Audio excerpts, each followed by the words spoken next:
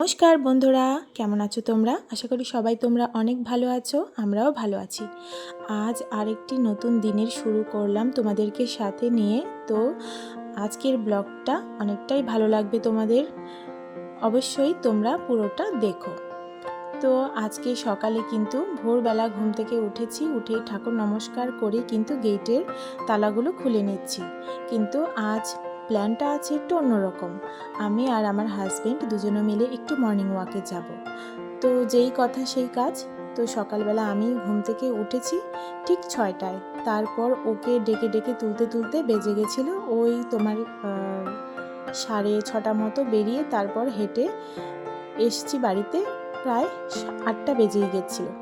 তারপর এই যে এসে দেখি মামনির ডালটা সেদ্ধ করে রেখেছিল, এটা মটর ডাল। আমি এসে হাত মুখ ধুয়ে তারপর এই যে ফোড়ন দিয়ে ডালটা নামিয়ে নিলাম।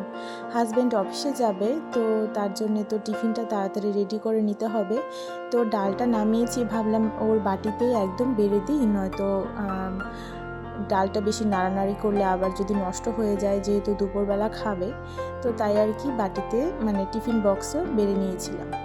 তারপর করে নিলাম চা। একদিকে চা বসিয়েছিলাম আর একদিকে আবার ভাতটাও বসিয়েছি। তো সকালবেলা একসাথে সবাই চা খাবো আজকে। তো এই আর কি, সকালবেলা চাটা খেয়ে শুরু না করলে দিনটাই যেন মাটি যায়। আর বলো তো কি, এই সকালের চাটা যদি আমি স্কিপ করি তাহলে তো আমার মাথা যন্ত্রণায় আর দেখতে হবে না। তো যেই কথা সেই কাজ, আজকেও কিন্তু মাথা যন্ত্রণা হয়েই ছিল। ওই যে দেখছো ছোটো কাপটা আমি খেয়েছিলাম। তো রান্না করতে করতে খাওয়ার সময় চাটা প্রায় ঠান্ডাই হয়ে গেছিলো। তো কি জানি চাটা মনে হয় আমাকে আর সুইট করেনি আজকে একদম এত মাথা যন্ত্রণা ছিল, সেটা নিয়েই কাজ করেছি।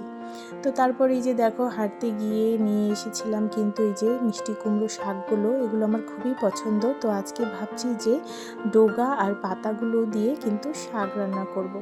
তো ডগাগুলো কেটে নিয়েছিলাম আর ডাঁটাগুলো রেখে দিয়েছিলাম। আর এই যে দেখছো শাকটা ধুয়ে রেখেছি, ওটা একদম কুচি কুচি করে নেব। আর একটু আদাও নিয়ে এসেছিলাম মশলার জন্যে। আর হচ্ছে কি, চাটা না খেলে কি হয় বলো তো, দুপুরবেলা একদম ঠিক যখন 12টা বাজবে তখনই ঠিক মাথা ধরা হয়ে যাবে। এই মাথা ধরা একদমই যায় না, মানে বিভৎস মাথা ধরা। ট্যাবলেট খেতে হয়, তো আমি ট্যাবলেটটা খাই না, পারলে আরও 2বার করে চা খাই। চা খেয়ে খেয়ে একদম সেই রাতে যখন ঘুমাই, পরের দিন সকালবেলা গিয়ে এই মাথার যন্ত্রণাটা কমে যায়। ভীষণই বিরক্তিকর, এই অভ্যাসটা ছাড়তেও পারছি না, না খেলেই হচ্ছে মাথা যন্ত্রণা।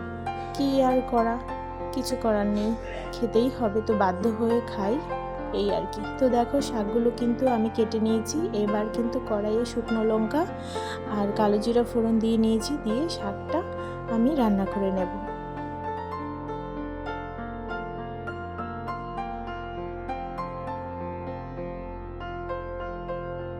আর এই শাকটা না খেতে কিন্তু ভীষণই ভালো লাগে আমার।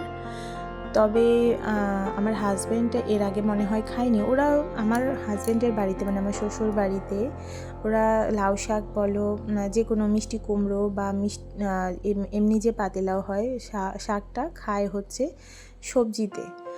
এছাড়া ওরা মানে শাক খায় না। কিন্তু আমার বাপের বাড়িতে আমরা কিন্তু শাক খাই, আলাদা শাক রান্না করা হয় যেভাবে, সেভাবেই কিন্তু শাকটা রান্না করি।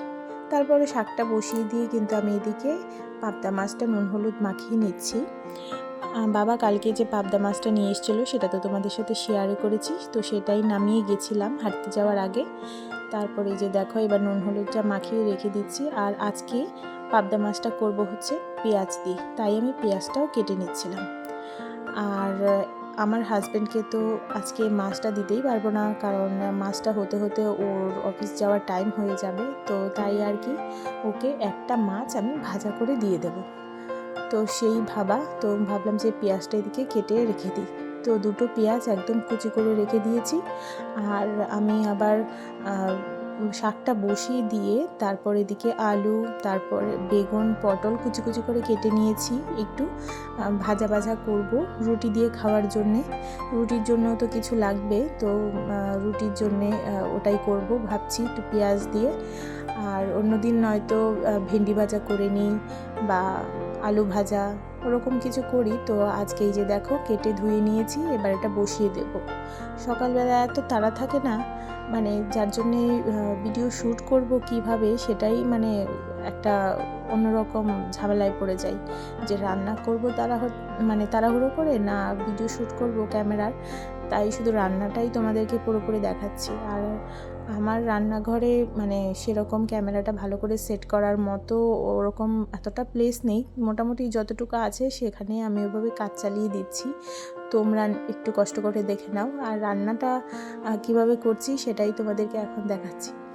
তো এই ফাঁকে দেখো আমার ভাজাটাও হয়ে গেছিলো, আমি নামিয়ে নিয়েছিলাম। এবার তাড়াতাড়ি করে রুটি করে নিচ্ছি। হাজব্যান্ড একটা রুটি খাবে, তো একটা রুটি আগে করে ওকে দিয়ে দেব, তারপর বাকি আরও 5টা রুটি করব আমার শ্বশুর শাশুড়ির জন্যে। আর আমি ভাতই খেয়ে নেব, আমি আর আমার ছেলে।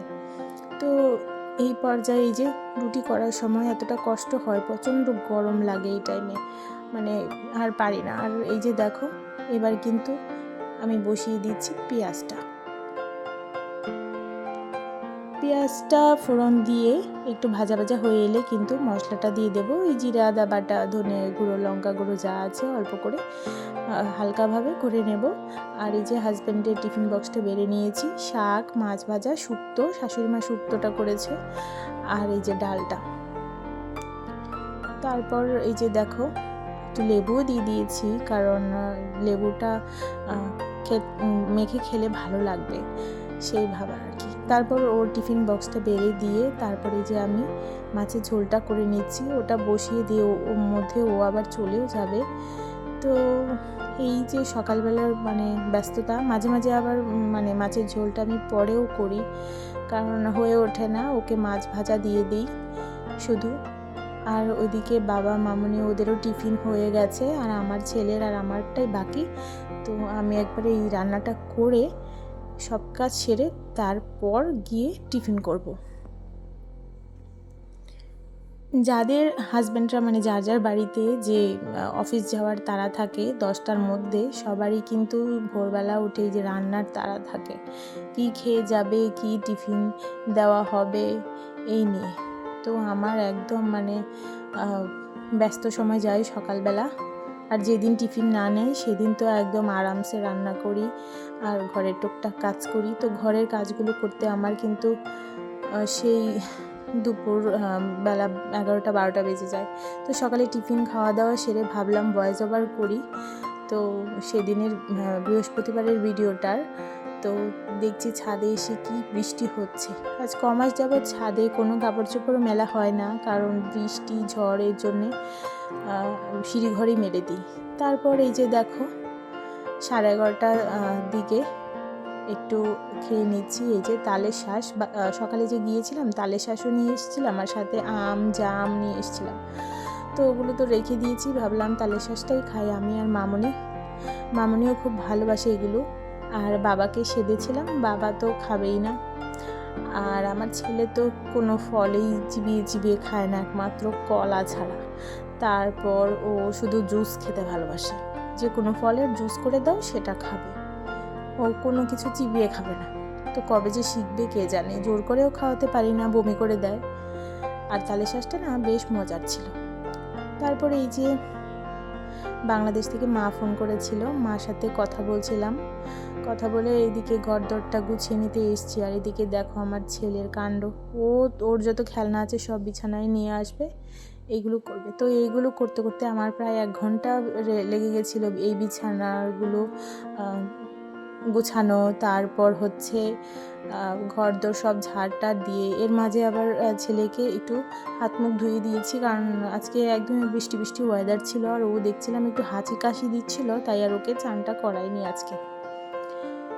তো এই যে দেখো বিছানাটা একদম ঝাড় দিয়ে ক্লিন করে নিচ্ছি।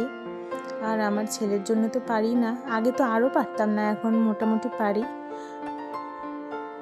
তো বারান্দায় গিয়ে গাছগুলো দেখছে, এক্সপেরিমেন্ট করছে, আর আমার কাজের সাথে সাথে মোছামুছি দেখলেই ও নিজেও করতে চায়, বলে আমি করব।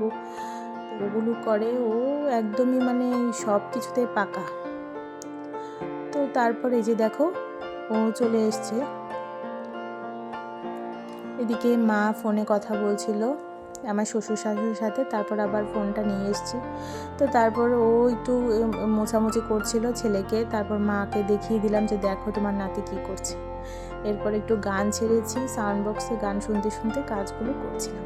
প্রায় এই টাইমে আমি গান ছাড়ি একটু সাউন্ড বক্সে, তো মিউজিক শুনতে শুনতে কাজ করলে না বেশ ভালো লাগে, তাই না বলো? তারপর আর কি, যে ঘর ঝাড় দেওয়ার পালা, তো পুরো এদিক ওদিক করে এই ঘরটা ঝাড় দিয়ে তারপর শাশুড়ি মার ঘর, রান্নাঘর, ডাইনিং রুম, তারপর ড্রয়িং ঘরটা, তারপরে বারান্দা সমস্ত ঝাড় দিতে দিতে প্রায় এই তো 15-20 মিনিট লেগে যায় এতগুলো ঘর ঝাড় দেওয়া। তো মামুনি এদিকে ঘুমিয়েছিল দুপুরবেলা, যেহেতু একটু সকালে উঠে এই টাইমে একটু ঘুমায়, তো তখন বাজে ওই 1-1:30টার মতো। আমি ঘর দর ঝাড় দিচ্ছি, ঝাড় দিয়ে তারপর একবারে স্নানটা করে আসবো।